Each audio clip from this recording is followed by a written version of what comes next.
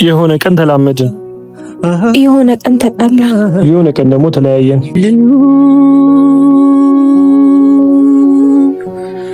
ካንተ ጋር እሱ ነው አይደል? አዎ እኔ ምልክ ቢኒ ያቺ ያልከኝ የድሮ ፍቅረኛ ነች አይደል? አዎ እሷ ናት። ለምን ሄደሽ አታወሪው? እሱም አንቺን እያሰበሽ ይሆናል። አይሆንም፣ እሷ የራሷን ህይወት ጀምራለች። አይሆንም አታውም።